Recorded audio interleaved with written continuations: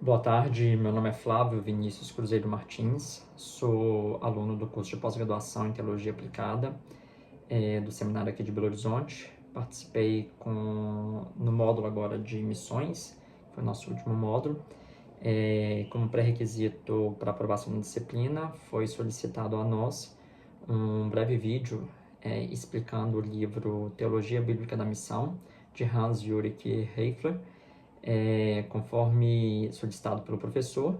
Estou fazendo esse vídeo e com todas os pré-requisitos que ele solicitou. Um deles foi a questão da gente poder usar apenas, mostrar aqui o local, né? Estou aqui no quarto da minha filha, não tenho nada aqui, a não ser os materiais dela, as questões que o senhor pediu, que foram o meu resumo de 2 páginas, na verdade usando 64 de um lado e do outro, e aqui apenas os pontos, né, os capítulos de cada um do livro, e não tem nada aqui em branco. Então aqui ó, não tem nada, o senhor pode ver, ninguém aqui, estou na porta fechada, só se eu for interrompido pela minha filha, que eu já pedi para não passar, mas creio que vamos conseguir fazer todo esse vídeo sem muita interrupção.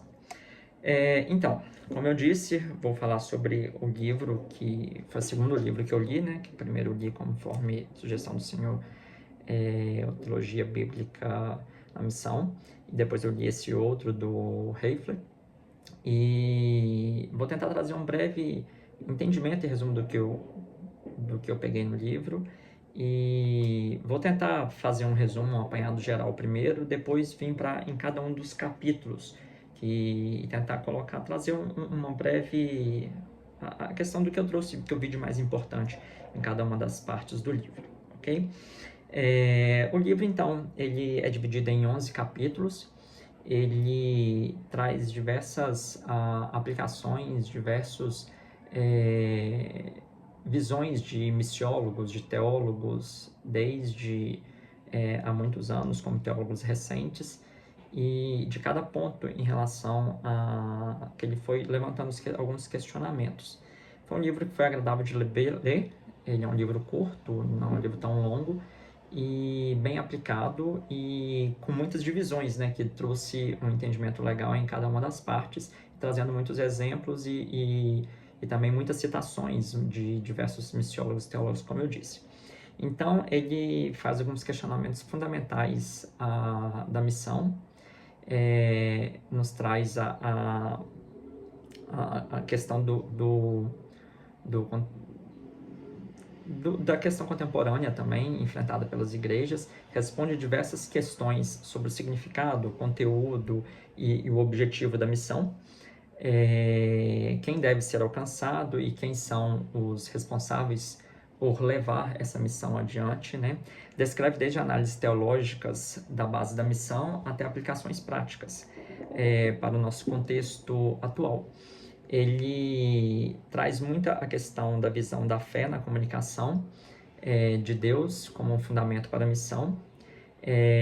Traz que não é visto como uma tarefa fácil, né, e sim um chamado divino, essa questão da missão, tanto que ele traz como uma responsabilidade mesmo, e sempre enraizado também na palavra de Deus e na história da salvação, que é até um dos pontos que ele levanta muito lá, se não me engano, no capítulo 7, quando vai falar sobre a justificação da missão. O livro ele aborda conceitos bem fortes sobre alguns fundamentos da missão, traz ilusões também a questões da diaconia, das questões da importância do servir, a obediência à grande comissão, até que ele traz lá também um capítulo que ele vai falando, depois a gente vai entrar em detalhes sobre a visão da missão em cada um dos evangelhos, e também sobre a expansão da igreja. Logo no prólogo, ele traz diversos questionamentos, se não me engano. Foram 8 perguntas e respostas fundamentadas biblicamente, que já desperta o leitor para como que vai ser o andamento da obra. E aí ele começa no capítulo 1, é um capítulo bem curto, tá? Só que ele defende já nesse capítulo que a tarefa da teologia bíblica da missão é proporcionar uma introdução sólida e sistemática ao ensino bíblico da missão. ele já instiga neste capítulo o leitor a refletir sobre a teologia bíblica da missão, através de alguns questionamentos, e faz um paralelo entre a necessidade mútua entre a teologia e a missão. E aí ele fecha esse capítulo, já despertando o leitor para o que tem por vir aí nos nos próximos capítulos.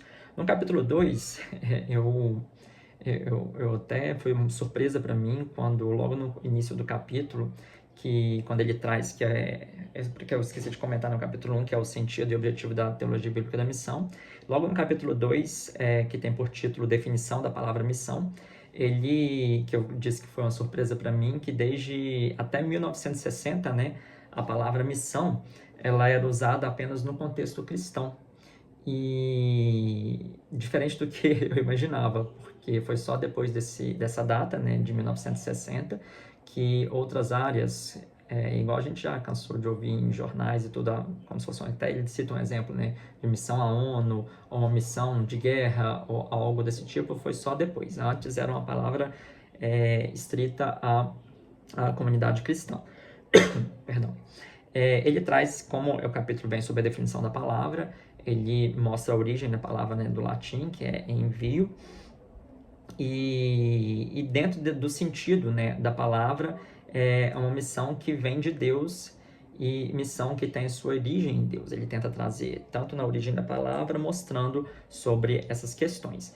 E já tenta fechar que Deus é o objetivo e o conteúdo dessa missão. E logo mais para o final, ele tenta fazer um paralelo dos apóstolos, da origem da palavra hebraica, né, de apóstolos, e tudo que aparece no Antigo Testamento, tentando puxar para justificar, fazendo um paralelo, né, porque que eles eram missionários. E traz um histórico desde 1840 das tentativas de definição dessa palavra missão. Perdão. Logo no capítulo 3, que tem por título Origem da Missão, ele tenta trazer de onde, né, veio de onde começa a parte da origem da missão, e já introduz direto que a origem da missão é o próprio Deus. Que o próprio Deus é a origem da missão, porque ele fala, ele se revela, cria e sustenta o mundo e envia seus profetas, dá o seu filho, o seu único filho, e já constrói toda a origem da missão no próprio Deus.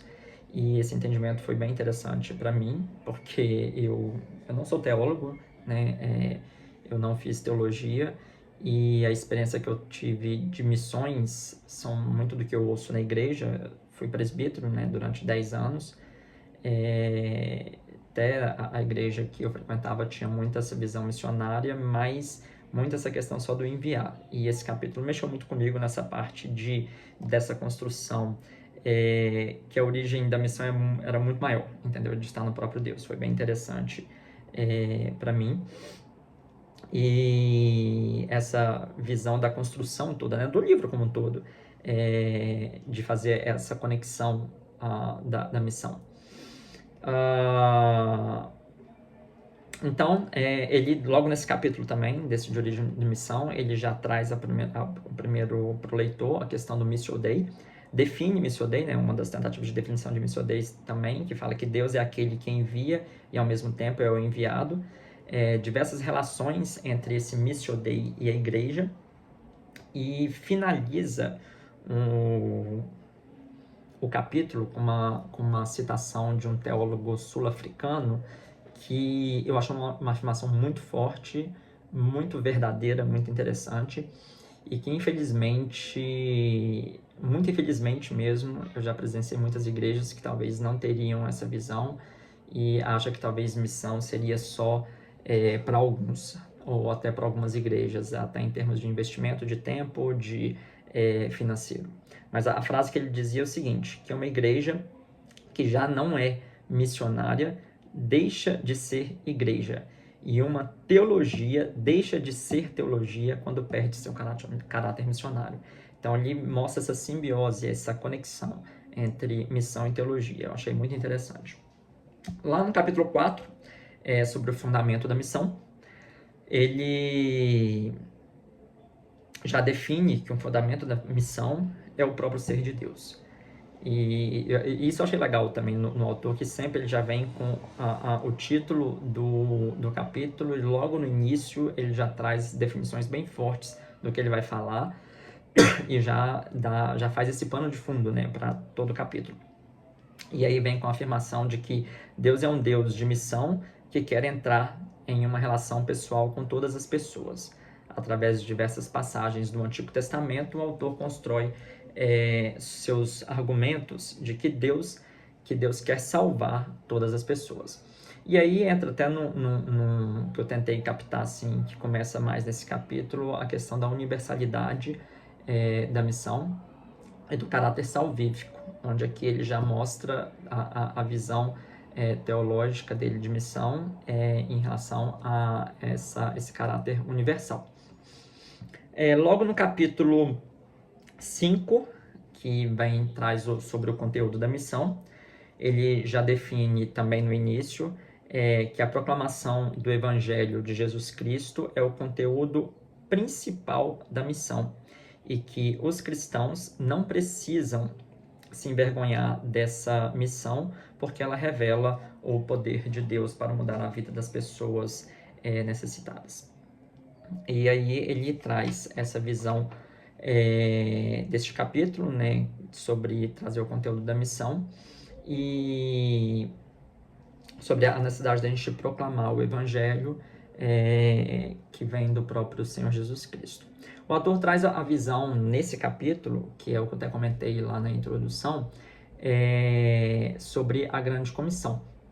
E aí ele faz alusão à grande comissão, fundamentada nos evangelhos, tanto de Mateus, Marcos, Lucas e João.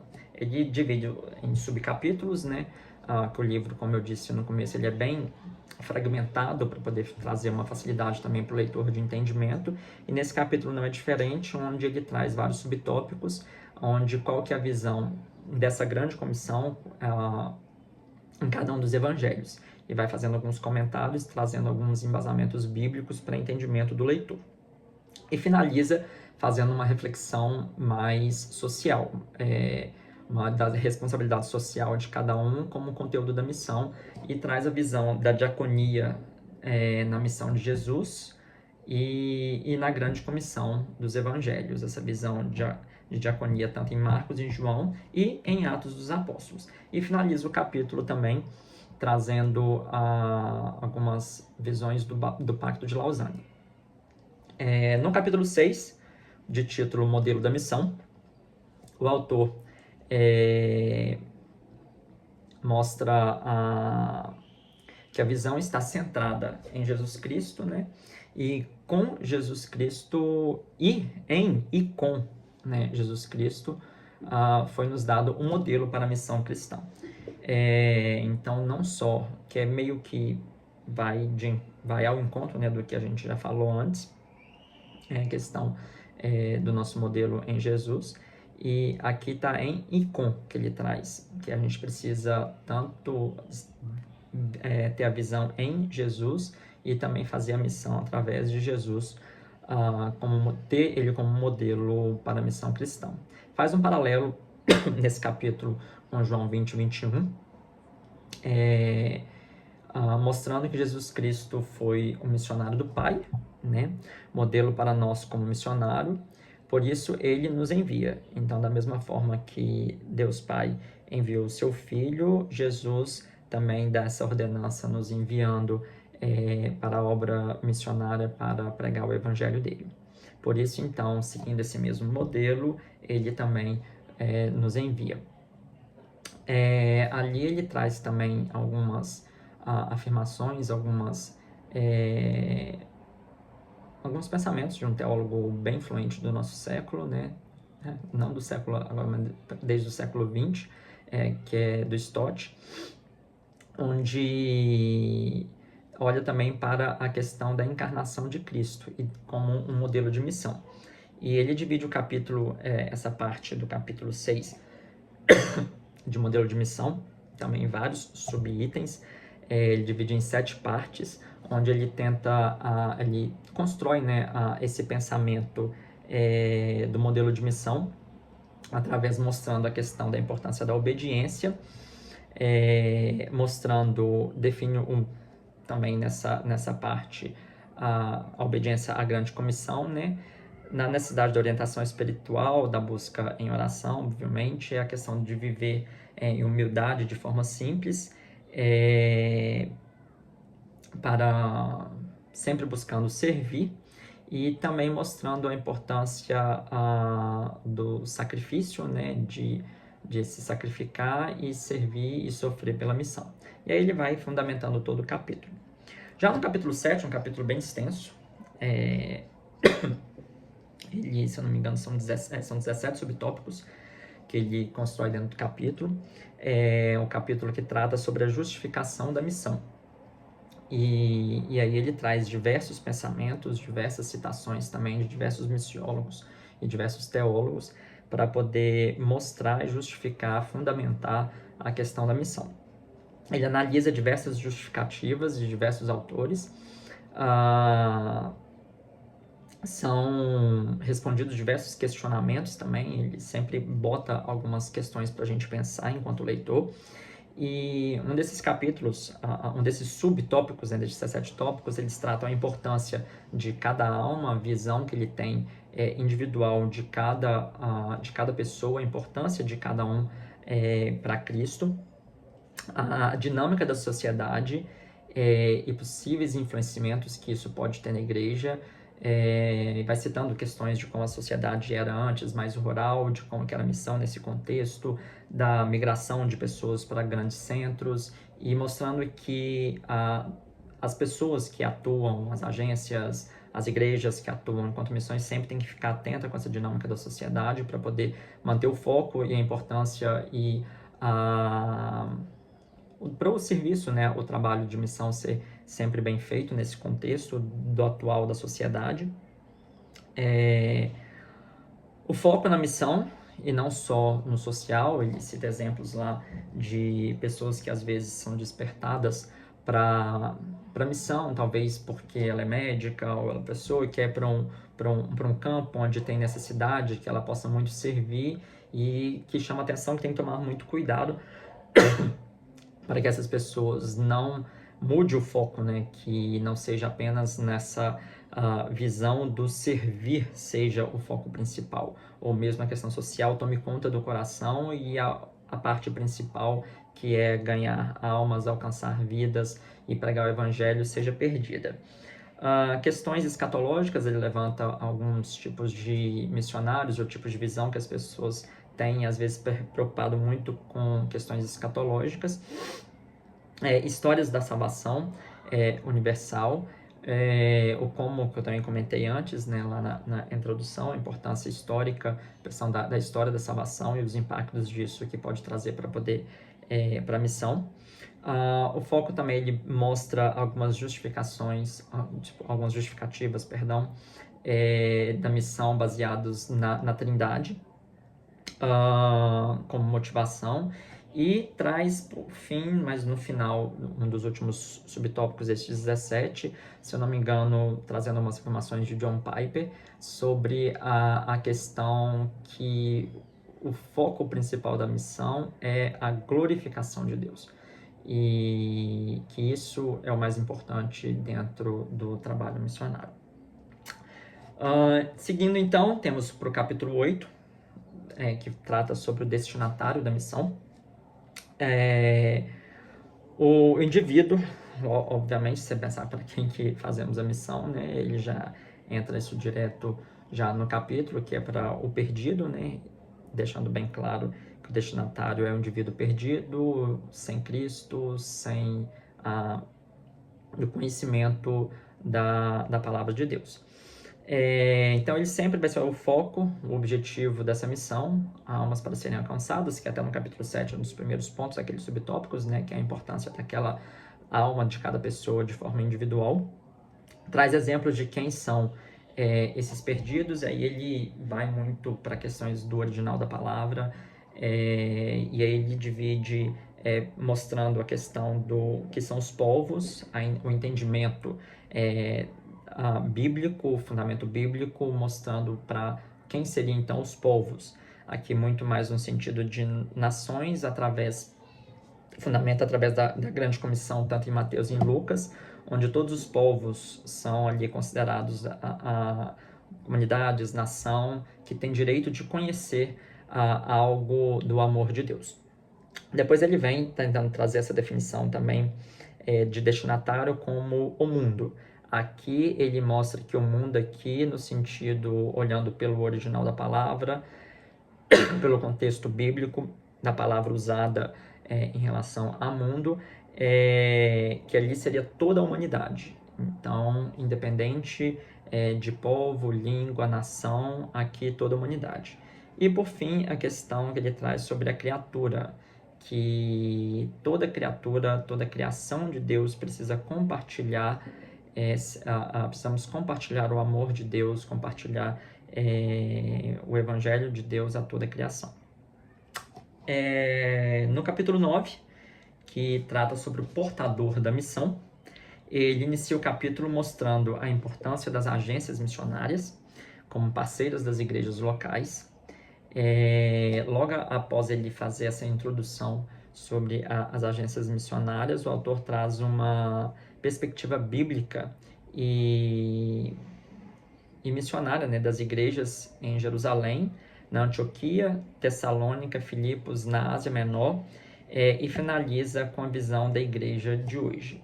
E aí ele mostra, depois de feito essa parte introdutória da importância das agências, mostrando o contexto bíblico em todos esses casos aqui citados, de como que a igreja local, a ação missionária, como todo, existe uma importância e uma simbiose entre essas questões e como sempre um ajudou o outro, mostra a importância dessa relação da igreja e a agência missionária, que um tem que dar suporte ao outro, um tem que ser complemento ao outro, um tem que ser ajudador um do outro. É como se a igreja sozinha não fizesse muito sentido ter que fazer essa ação, e muito menos as agências sem as igrejas locais. Então, essa relação mútua entre eles. No capítulo 10, também um capítulo que traz muito conteúdo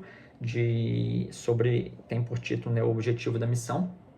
Ele, não diferente dos outros capítulos, já chega com uma definição clara, que também já levantamos antes, que é sobre o objetivo de glorificar a Deus, que é a missão, o objetivo único é de glorificar a Deus, mas, ok, sabemos isso, e aí ele já está desafinando, ok, sabemos que é glorificar a Deus, mas, e durante o processo, entendeu? Mas e no caminho para glorificar a Deus? Como que seriam os objetivos neste caminho? E aí ele traz várias questões em relação a isso.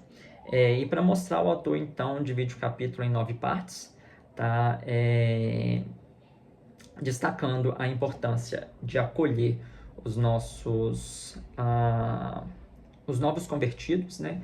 Como que às vezes as pessoas podem ter a visão de lá só pregar e pronto, e isso mesmo, eu fiz minha missão, mas a importância desse acolhimento, a importância do acompanhamento desses novos convertidos, e até o seu amadurecimento, né, na fé, mostra muito na visão de implantação de igreja, a importância que a gente tem em conduzir a igreja que ela é plantada, até que ela tenha autonomia, que ela tenha condição de ter uma total independência para assim, então, ir para uma nova missão, fazer com que aquela igreja ela seja autossustentável, não só financeiramente, mas seja também, tenha condição espiritualmente de andar com as próprias pernas. A importância de ter essa visão missionária também, de ter esse acompanhamento e ter essa preparação de líderes, preparação de pessoas e até um determinado amadurecimento.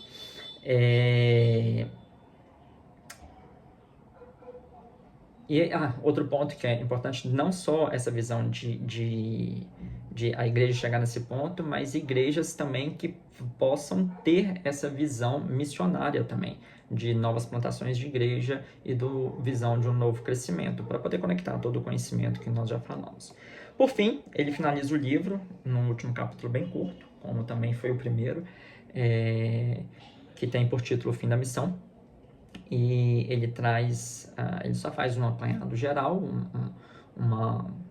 quase como uma conclusão do livro em relação à missão, mas logo no fim ele finaliza com uma frase muito interessante que fala sobre que o mandato missionário da igreja só se encerrará com a segunda vinda de Jesus Cristo. Isso é muito importante porque nós sabemos que não podemos parar.